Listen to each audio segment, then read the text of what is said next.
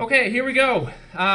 Just reference what I touched on already. Under programs, we go to RETScreen International, and RETScreen 4 should bring up this screen here.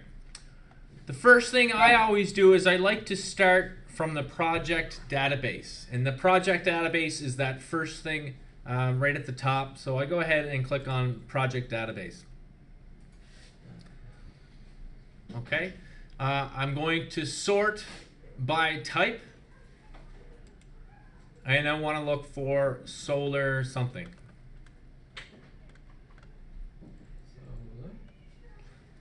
So we're going to go solar water heater, hot water is what I'm looking for. Once I get what I'm looking for, then I just hit on the check mark. And I can go ahead and save those changes, sure. And I'm going to find a place where I want to save it. In H drive. It was under the project type. It was under the project database, right at the top. Ah. Project database.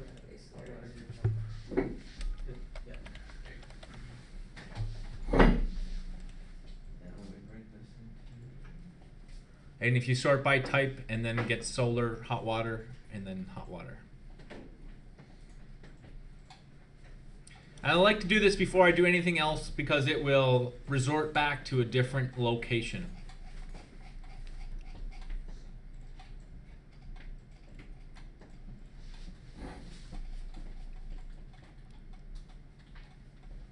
And it is not responding. Oh, there we go. So you can put in prepared for, call this ESET year 1, and prepared by me.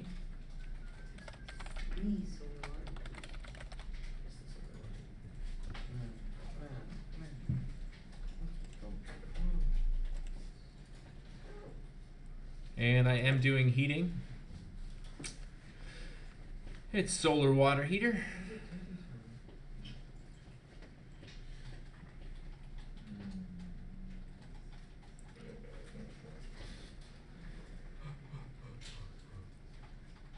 Heather, you're all good? Okay.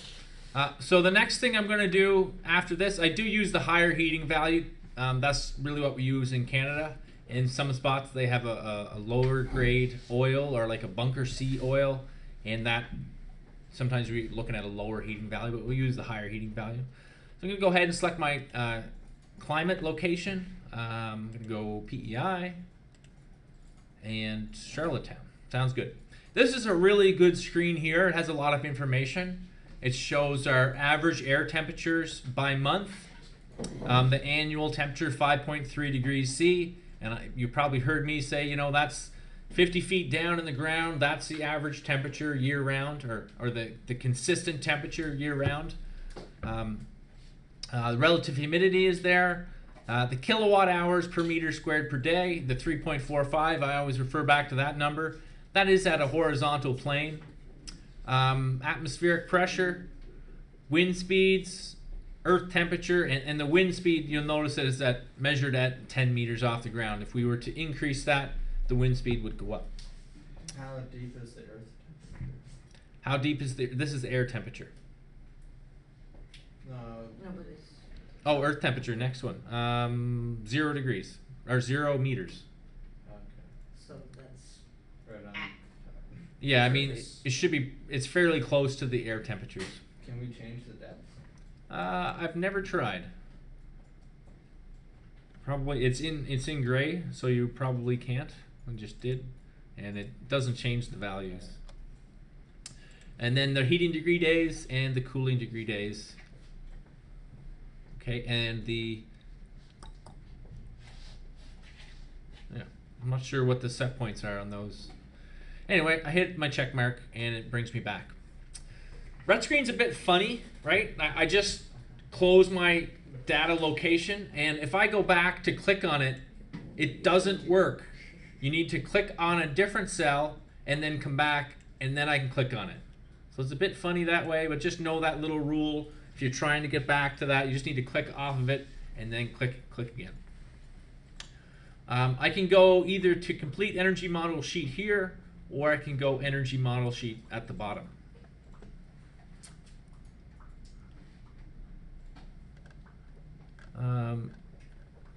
If we go back and we kind of take a quick snapshot at this, we can see how much information there is.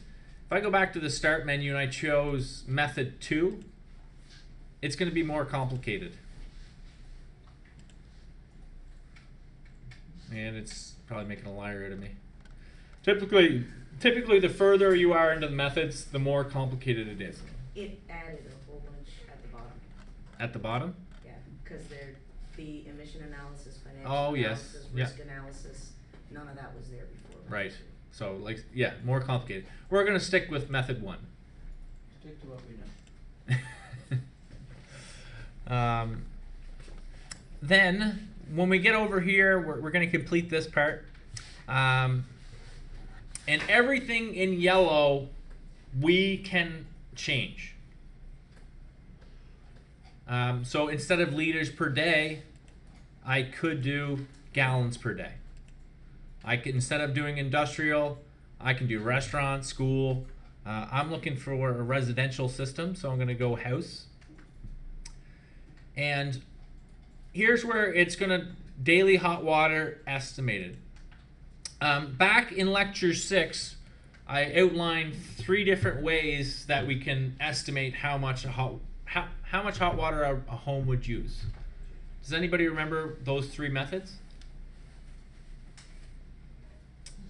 And just think of what you folks did in January and February.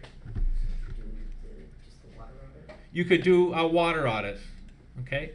You can also use kind of here's the 3 methods here. So one was the household size. So it's based on the number of occupants. The second way would be to do an actual water audit, measure your faucet flow rates, asking durations of showers, wash cycles, etc., to kind of come up with a better idea of how much water they use. It's kind of the difference between, having efficient shower heads and efficient fixtures and that kind of stuff. Because really this one here, number 1, is going to kind of take an average. Where if we're looking at someone who's fairly energy conscious, that average is probably going to be too big. And the last one would be metering. Okay, that's where you actually install a meter with temperature sensors, and really not done residentially because of the cost, but commercially would be a good idea, especially if you're looking at, I've installed up to a 50 panel system. So a good idea to kind of say, are you going to be able to use all of that hot water?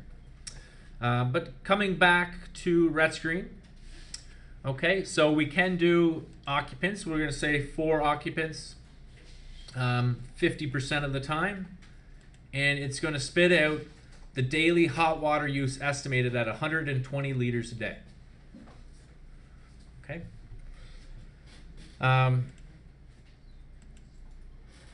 like water in degrees Fahrenheit just because I know that by code it should be 126 degrees Fahrenheit for the temperature. And the first part of RETScreen is strictly the base case versus the proposed case, and that's just reducing how much water they're going to use. So I just put in 120 based off of those estimates, right? This is where you could also say, well, let's put in a low flow shower head so you're going to use less water. Let's turn down the temperature. Those have nothing to do with the solar system. It's just so I really don't like to use this part of it, but it is there as an option. So I'm going to make all these the same, 120, 126, and they're all 7 days a week.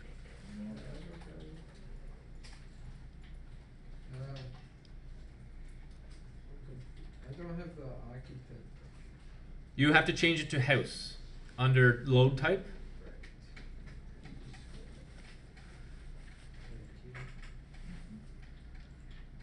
Make this a bit bigger.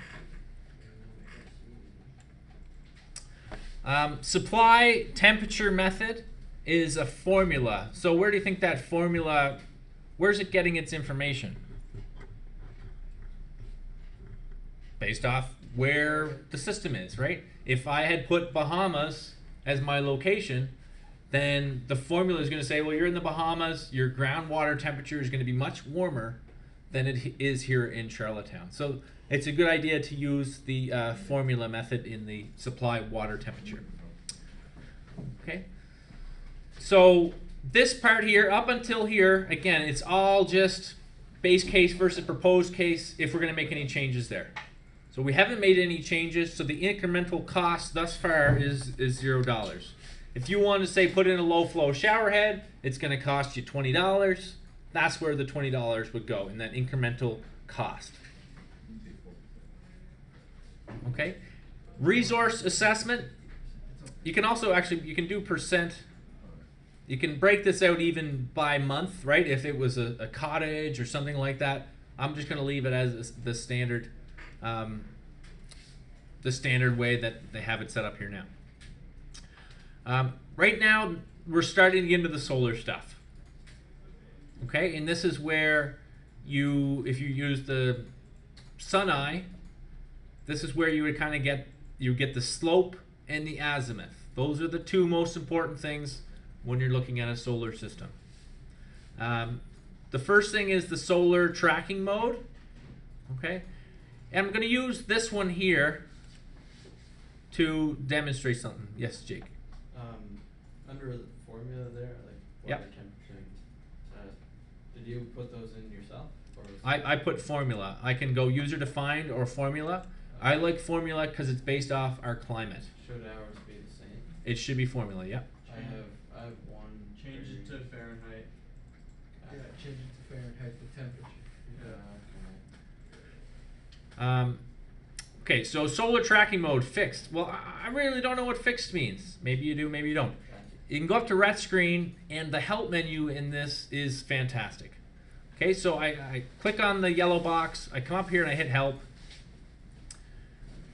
and it's going to tell me I have all of this definition just to fill in that one cell. And my options are 1-axis trackers, azimuth trackers, 2-axis trackers, or fixed. Right? So 1-axis trackers is either kind of following the sun from morning to dusk, or I can also follow it in terms of elevation. So in the morning it's low in the sky, and at solar noon it's the highest in the sky. So I could track it either one of those ways. And then there's the other styles, 2-axis and azimuth trackers. But I'm not going to go too much into that. I'm going to go fixed. I don't recommend trackers unless you're into kind of a concentrating solar system. Trackers are it's one more piece to break down. So my slope, what's the ideal slope for year-round solar water heating here in PEI? 40 something. 46, which is our what? Latitude. Okay. Azimuth. So what's the azimuth?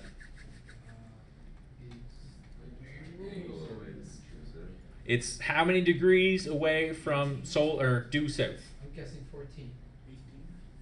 Well, it's whatever we want to put in for this system. 14. Oh, you're thinking of magnetic declination, Yeah. right? Magnetic declination is 18 degrees, roughly. It changes every year, but you're right, 198 degrees, and then based off of that, how many degrees is the solar system? And that's really where that sun eye is awesome, because you just lay it on the roof, press the button, and it tells you the slope and the azimuth. Okay, let's put an azimuth of 10. I'm happy with 10. That's still a pretty good system. Okay. Now I'm going to select my water heater type. I can go glazed, unglazed, evacuated, or other. So glazed would be what kind of panel? What's another term for glazed? Flat plate, right? And then the unglazed would be the pool heaters. Okay, so let's go with the glazed. And then I can scroll over to see this C product database. So I can click on that, and it's going to bring up another page where I get to pick a manufacturer. So I'm going to go with Wiesmann because that's the panels we have. The German. I like the German.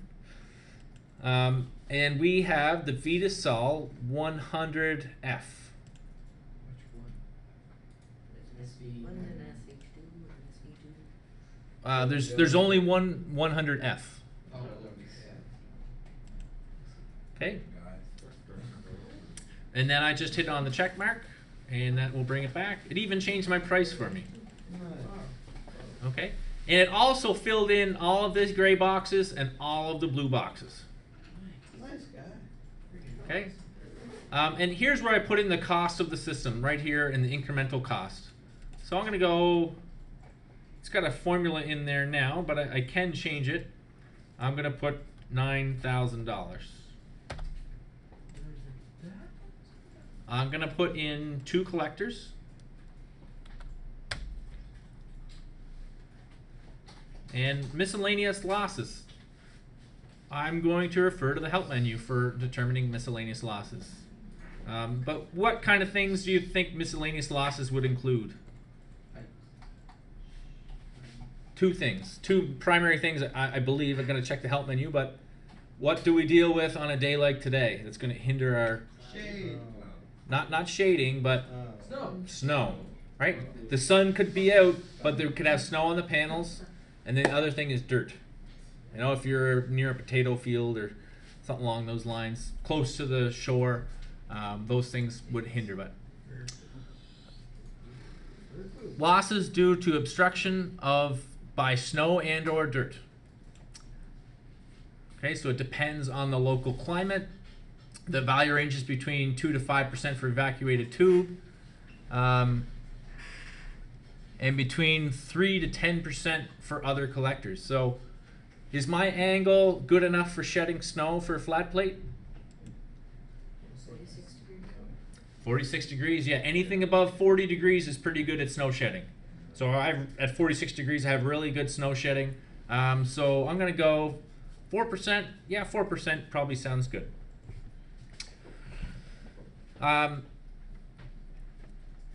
Do I have a storage tank? I would definitely have a storage tank, so I click yes there.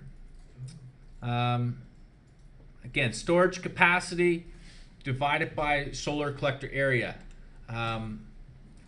If I knew what size tank I was going to put in, I could base that off my liters per meter squared, gallons per foot squared. Yeah, so let's go gallons, because I'm familiar with gallons. And I've got a 5 meter squared system, and I'm going to put in an 80 gallon storage tank. Or again, I could go up to the help menu and see what they recommend. But actually, let's say it's a 100 gallon storage tank. Make the math easy. I can't go feet squared because this is in meters squared. That's making it hard.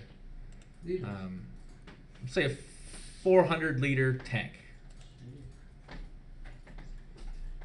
So how many liters per meter squared would that be?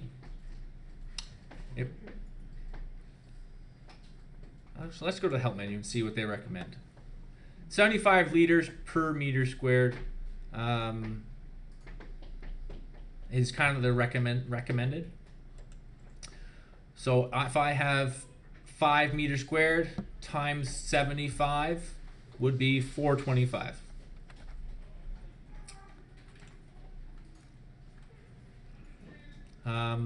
Heat exchanger, I would probably have a heat exchanger here with a propylene glycol system. Again, the heat exchanger efficiency for the help menu, heat exchanger varies from 50 to 85, 80% is suggested. So I put in 80%. Yep. With the liters per meter squared, though, that's liter per meter squared, so wouldn't that be the 75? Now? You're right, Heather. Thank you very much. I see that I made that error now. So that should be 75 instead of 425, so that I get 350. And I even put 425 was wrong. So yeah, 75, you don't have to do the math on it. Thank you, Heather. The miscellaneous losses, again, refer back to the help menu. There's a big spiel in this. So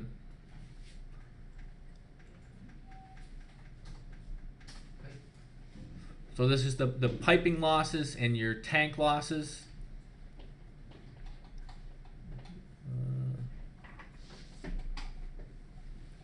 So the user should enter 1 to 2% if there's a short distance relative to the collector area, 4 to 8% if otherwise, and another 5 to 10% for tank losses. So let's go ahead and put 10% in the miscellaneous losses.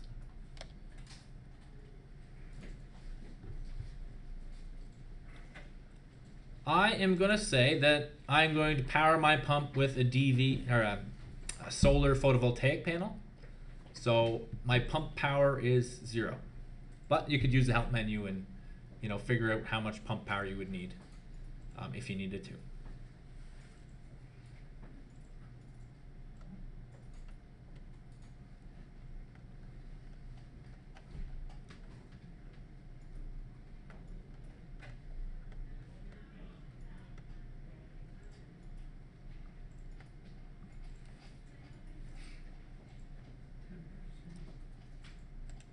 I do feel like the shading hasn't come into play here.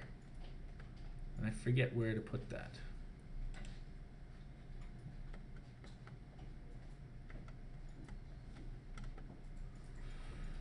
Maybe that's under miscellaneous losses. Let's just double check here.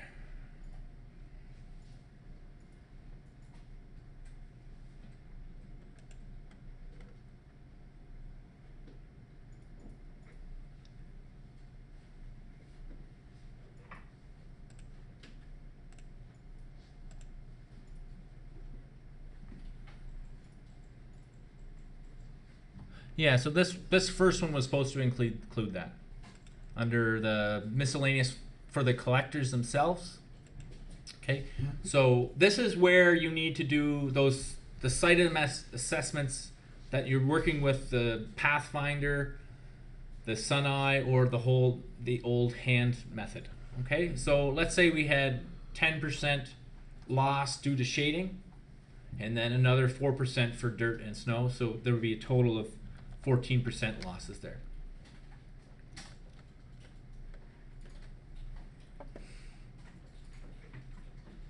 We still have 10% with the heat exchanger? Yeah, 10% miscellaneous losses with the heat exchanger and the pipe distance and that kind of thing.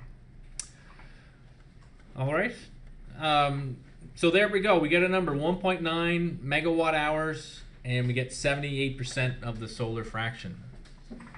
Okay.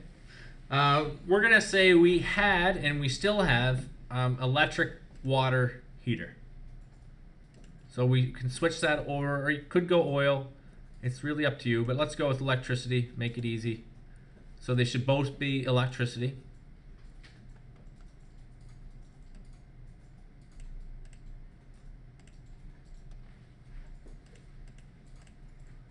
And what's the efficiency of an electricity? 100%. 100%.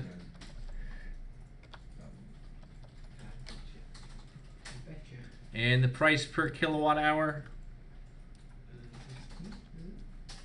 22. We don't really need to factor in the service charge here, okay? But we do need the 12 cents plus the HST. So we're looking at about 15 cents.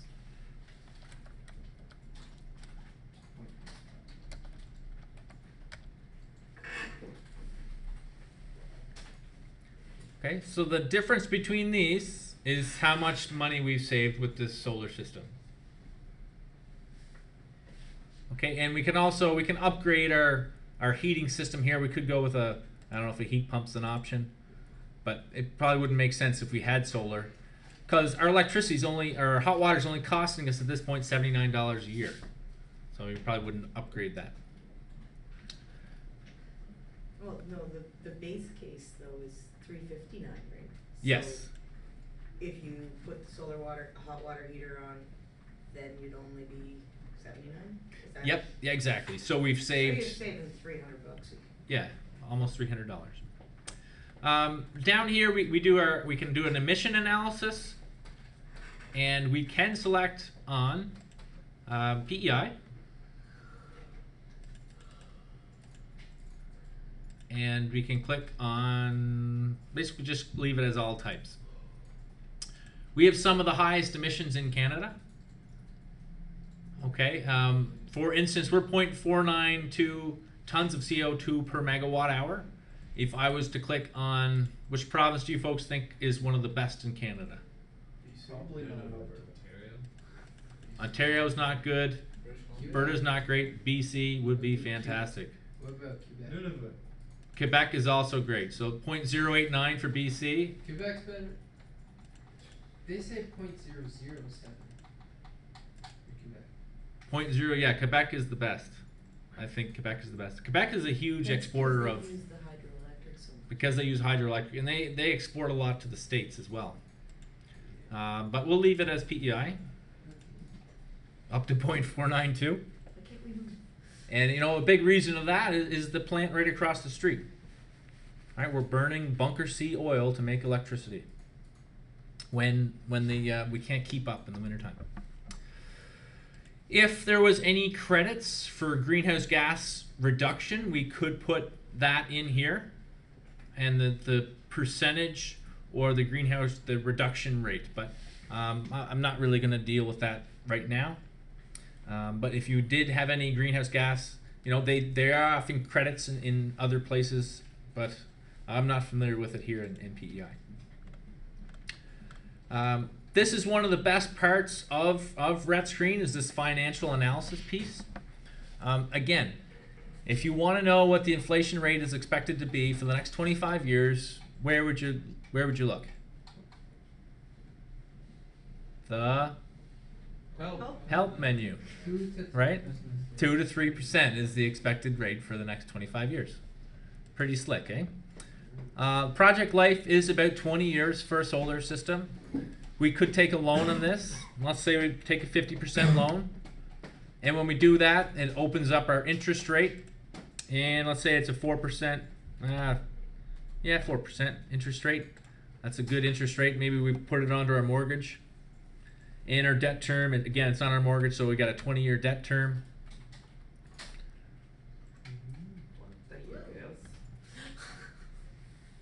Not looking very good, is it? No. Wow. We're in the hole. What about if we just delete the debt ratio?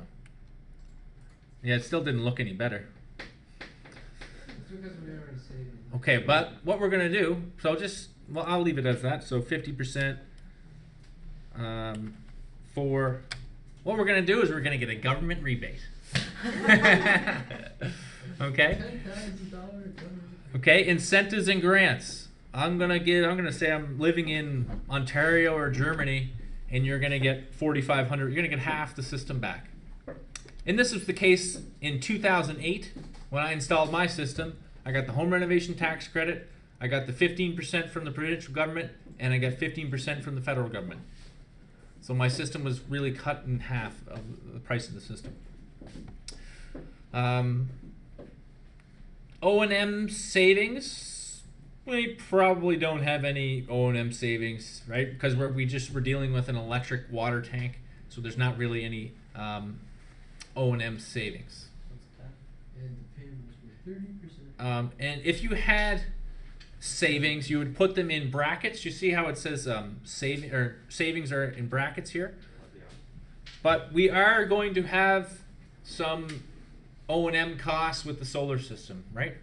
That chapter 10 that we just looked at. So what kind of O&M costs would you have? It's not very much. What's O&M? Operations and maintenance, right? So the maintenance cost is checking the glycol and replacing the glycol every 7 years or so. So I'm going to put in $20.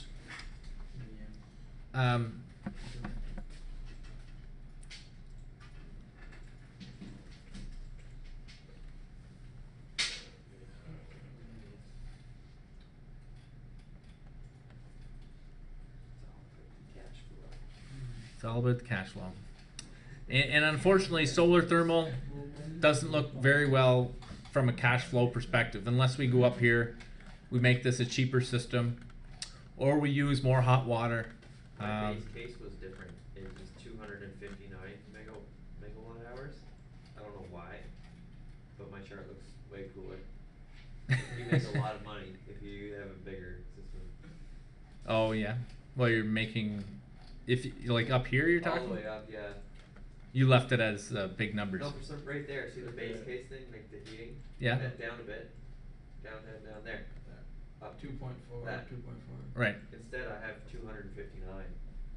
So you did you leave it as industrial or did you change it as I house? don't know why it's at this. Oh, I see. It's those things. Yeah. You found it? Yeah, daily hot water use was 13,000. Let's put the occupants up to we could say it's a senior citizens home or something like that. I could play around with this. 15 people in there. Make it look better. 216. 216. Yeah, that'll like change it quite a bit. Yeah, there we're if we use more of that water, it certainly looks better. Instead of saving $300, we're saving we're not gonna save a whole lot more, 350, but we're just using more of the solar energy. Yeah, it looks a lot better. And the key is to get this annual cost below the total annual savings, right? There's a $10 difference now between our costs and our savings, but it is important to consider that O&M piece, and you can finance it as well, and it makes it look better. Like if we took the 50% off, now it doesn't pay itself back till 11.5 years, where before it was an immediate payback. So it all depends on that interest rate and that kind of stuff. Whoa, that chair looks cool. And I'm going to go ahead and pause it there.